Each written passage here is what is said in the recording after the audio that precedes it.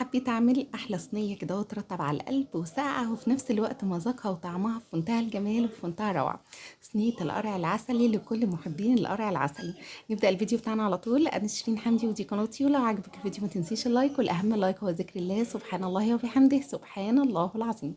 القرعه دي اللهم بارك كانت 6 كيلو، غسلتها كده وغسله تمام، وبعد كده قطعتها كده اهو بالشكل ده لنصين بالشكل ده. هتلاقي بقى هنا اهو كده اهو اللب اللي من جوه الابيض ده، وهتلاقي كده اهو شعيرات. طبعا كل الحاجات دي انت بتتخلصي منها. وفي ناس بقى مش بيفضلوا ابدا ان هم يشيلوا الشعيرات دي ويخلوها، بس انا بفضل بصراحه ان انا اشيلها كده اهو على طول بالسكينه. على طول بقى هاتي القطاعه بتاعتك وقولي بسم الله وقطعيها باي طريقه انت حابه تقطعيها.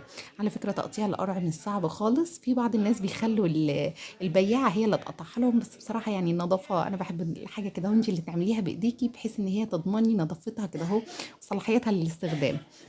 ابتديت ان انا اقشرها بقى بالشكل ده، وزي ما قلت لكم تخلصت من كل الشعيرات الصفرة بقى دي بسرعه كده وبس كده. وبعد كده هو بقى هبدا ان انا اقطعها. طبعا زي ما قلت لك اي تقشيره او اي تقطيع مش هتفرق، لان في كل الحالات احنا هنسوي القرع الحلو ده وهيكون بيوريه معايا بعد شويه. هاتي بقى القطاعه بتاعتك بعد ما تقشريها كلها مره واحده، وعلى طول بقى شويه مكعبات كده هو قطعيها مكعبات، مش هتاخد منك وقت خالص. الذكر بتاع النهارده كان سبحان الله وبحمده سبحان الله العظيم. يلا عايزين نبني لنفسنا او نغرز لنفسنا نخل كتير في الجنه، فانت افضلي قولي سبحان الله وبحمده سبحان الله العظيم. هبدا بقى ان انا اقطع الحاجات الحلوه دي كده اهو بالشكل الجميل ده. مش بتاخد اي وقت، وحطيتها بقى في حله كبيره. طبعا يعني في ناس هيقولوا لي دي انت ماليه الحله للاخر. هي انا حطيت كلها ما شاء الله جت في الحله دي. وهنزل بقى القرعايه زي ما قلت لكم هي كانت 6 كيلو، بس هي لما بتخلصيها وتقطعيها ما بتعملش ال 6 كيلو. بعد ما بتقشريها بتبقى شويه صغيرين ولسه كمان حجمها هيقل. حطيت على الكميه بتاعه القرع دي تقريبا كوبايه ونص من السكر الحبيبات، وقلبتهم بالشكل ده. يفضل ان انت تسيبي القرع الحلو ده كده هو لمده من نص ساعه لساعه كده هو ينزل ميته، وبعد كده ترفعيه على النار. بياخد تقريبا من تلت لنص ساعه على نار متوسطه، وكل شويه قلبيه، هاتي اللي تحت فوق واللي فوق تحت علشان كله يبقى ناعم بالشكل ده. طبعا هو بينزل ميته، انت مش بتحطي له اي ميه اصلا. انت لما بتسيبيه على الرخامه كده هو شويه عليه السكر، هو بعد شويه هتلاقيه بينزل ميه كتير. سيبيه يتسلق في الميه الحلوه بتاعته. انا مش برمي اي حاجه من القرع. طلع هنا هو كوبايتين ميه، طبعا صفيتهم. طبعا وانت بتصفيه كده هو في المقصوصه بتاعتك مش بيتصفى بنسبه 100%. في ناس بعد ما بيهرسوه بيصفوه، بس لو في يعني شويه ميه صغيرين او قليلين مفيش اي مشكله. انا بسيبها كده هو بالشكل ده. كده بقى حطيت القرع بالشكل ده في الطبق الازاز ده. وبعد كده بقى لو عندك شويه مكسرات من اللي قلبك يحبهم، شويه جوز هند شويه زبيب. انا بصوا كان عندي بالظبط هنا تقريبا معلقتين ونص من جوز الهند، يعني بواقي زبيب وجوز هند عندي. رحت حطيتهم بقى بالشكل ده. ماشي. همسك بقى الهرسه بتاع البطاطس او اي شوكه كبيره عندك، وابدأي على طول اهرسي الحاجات الحلوه دي كده هو بالشكل ده. زي ما قلت لك كان في هنا شويه ميه صغيرين ما تصفوش، بس انا عادي هسيبه بالميه بتاعته.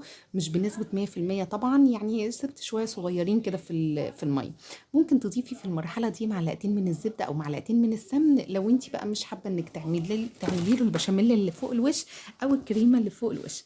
لو عجبك الفيديو ما تنسيش اللايك. انا فاكره ان انا اقول لك ما تنسيش اللايك، والاهم اللايك هو ذكر الله.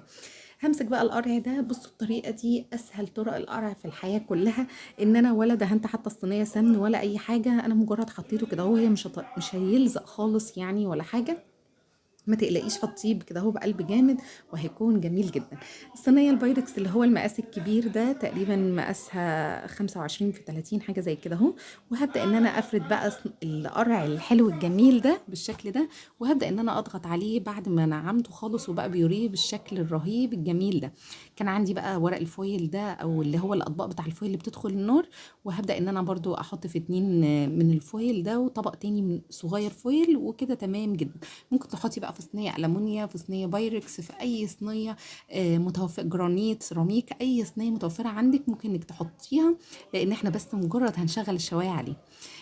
كده تمام. خلصنا بقى القرع الحلو ده. هندخل بقى كده هو ونعمل الكريمه بتاعته. الكريمه بتاعته ممكن ان هو تعمليها على البارد، نفس الخطوات اللي انت هتشوفيها دي، بس الدوابي كلها كده هو على جنب. بصوا بقى دي الميه اللي فاضت منه تقريبا كوبايتين. زي ما قلت لك انا مش هرمي اي حاجه من ميه القرع. ميه القرع دي تعالوا هنستخدمها واقول لكم هنستخدمها في ايه. هنا بقى هاتي الهراسه بتاع البطاطس وابدأي اضغطي كده اهو على الاطباق بتاعتك علشان يكون ناعم كده وشكله انسيابي وجميل. بصوا اهو عملوا كوبايتين بالظبط من ميه القرع المسكره الحلوه دي. هنا بقى حطيت 3 معالق من الزبده الكبار الهرميين كده اهو، الزبده بقى حلوه كده اهو. وهبدأ ان انا استنى عليهم لما يبدأوا ان هم يسيحوا شويه، وهنزل عليهم ب6 معالق كبار من الدقيق، والمعلقه تكون هرميه من الدقيق. زي ما قلت لك ممكن تعملي الخليط ده على البارد، يعني بتضيفي الزبده مع الدقيق مع الحليب كده هو مره واحده، ما تحمريش الدقيق. انا فضلت بقى اشوح كده الدقيق لحد ما شميت ريحته الحلوه. وبعد كده هنزل بكوبايتين من اللي هو ميه القرع المسكره، وعليهم كيلو من الحليب. كيلو من الحليب يعني 4 أكواب من الحليب، عليهم كوبايتين من القرع. يعني كده اهو كل معلقه هرميه من الدقيق خدت كوبايه من السوائل، سواء ميه القرع او الحليب. انا كده حطيت كوبايتين ميه القرع وحطيت الحليب. لو انت هتحطي حليب بس مفيش مشكله وهتستغني عن ميه القرع مفيش اي مشكله، حطي 4 معالق هرميين من الدقيق على كيلو من الحليب اللي هو 4 كوبايات من الحليب، وبدايه اقلبي. الشعيرات اللي طالعه بقى دي ده كده اهو كان في كده اهو في ميه القرع شويه كده اهو من القرع، يعني حبيبات كده اهو صغيره من القرع، فنزلت معاها هي دي اللي انتوا شايفينها، لكن هي مش تكتلات ولا حاجه. هبدأ بقى ان انا اقلب كده كويس جدا. لو انت ما حطيتيش ميه القرع لازم بقى تحطي حوالي تلت كوبايه من السكر او نص كوبايه من السكر، لكن ميه القرع اصلا عندي مسكره ومسكره كمان جدا، فطبعا مش محتاجه ان انا احط سكر تاني. وبس كده. بصوا بقى القوام فضلت اقلبه لحد ما بدأ ان هو يتقل معايا، ولازم ان هو ياخد غلوتين كده اهو زي ما انتوا هتشوفوا. شفتوا بقى الشعيرات دي بتاعه القرع نفسها. والله يا جماعه تتخيلوش المذاق بتاع صينيه القرع الحلوه دي كانت عامله ازاي. يعني كل اللي ذاقها قال طعمها رهيب، خفيفة ساقعة ترطب كده على قلبك بقى، بتاكليها ساقعة بتكون ملهاش وصف. رشة من الفانيليا وقلبت تقلبتين وبس كده، وخليتها يغلي غلوتين وشكرا على كده. وهبدأ بقى ان انا احط الكريمة الحلوة دي على الوش. شفتوا بقى طريقته سهله وسريعه ازاي. حطيت بقى الكريمه كده اهو على الوش، بتحطي بقى طبقه محترمه كده تكون سميكه الى حد ما، وخلص بقى هو صينيه القرعه كده. هبدا بقى ان انا احط في بقيه الصواني بتاعتي او في بقيه الاطباق بتاعتي الفويل بالشكل ده. ممكن ان انتي ترشي رشتين من السكر البودر كده علشان يكرمل معاكي، وممكن تكوني زي كده وتحطيه كده زي ما هو. هنضف بس الصينيه البايركس وهحطها على طول تحت الشوايه لمده دقيقتين كده، هو مش اكتر من كده. هو خليكي في المطبخ لان هو بيحمر بسهوله جدا. بعد بقى ما خد الوش الرهيب الجميل ده، مش محتاج طبعا ان انتي تولعي من تحت خالص. حتى الميه الصغيرين اللي كانوا جوه القرع نشفوا خلاص، يعني مش ما بقوش ليهم تواجد. وبعد كده هو اول بقى ما طلع حطيت شويه مكسرات وحطيتهم في التلاجة 3 4 ساعات، وابدأي كلي الجمال والحلاوه دي. يا رب الفيديو يبقى عجبك. لو عجبك الفيديو ما تنسيش اللايك، والاهم اللايك ذكر الله سبحان الله وبحمده سبحان الله العظيم. شكرا لكم والسلام عليكم.